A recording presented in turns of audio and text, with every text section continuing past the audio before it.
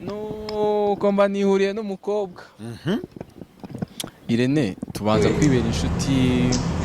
kwa kundi uhora zana ku munwa kwa kundi Avuye muri gereza mvuye muri gereza niwe headline niwe bavuga cyane urumva nari nanajagaraye nari mfite n'agatroma urumva duhura muri ibyo bihe turamenyana aranamfasha cyane pe aranamfasha kongera kuba umuntu birangira tubikundaniye yego turakundana koko so urumva rero hashize igihe ndavuga ati ubundi wakora akantu nese byatangiye wetse gato uvuye mageragere birumvikana ko ubwonko ntabwo urasubiza ubwonko ku gihe uracyajagaraye ukeneye kubanza gusubira muri sosiyete ndabyibuka no kwiyensitara fresh we n'umukobwa aragufashije ibintu nk'ibyo mu baye abantu bari close ni nawe mwabera inshuti magara ahubwo niyo twakundaniye mwahise mukundana direct nyine twabanje kwibera inshuti ariko after 1 month nyuma y'ukwezi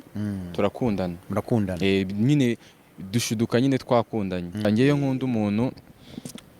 iyo nkunda umuntu yego nyine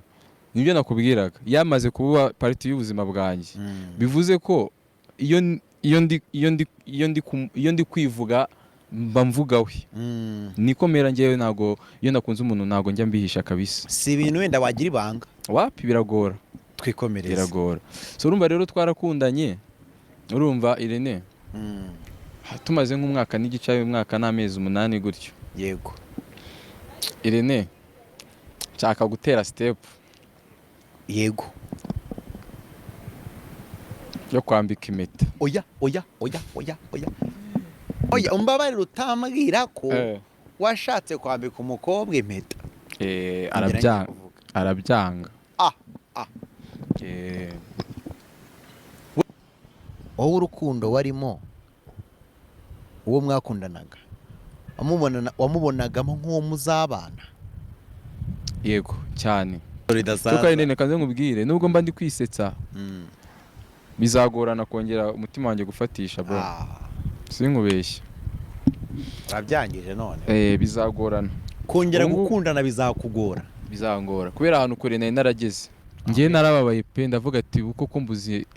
umukunzi wanjye mbuze inshuti ariko Imana iyo ibireba ahantu abantu batareba twebwe tutarebesha amaso yacu yego maybe umwari kuzakundana ubona she's perfect ukagira mu rugo akagusaza urumva maybe nyine yari kuzakubera umutwaro Imana ikavuga ati egerayo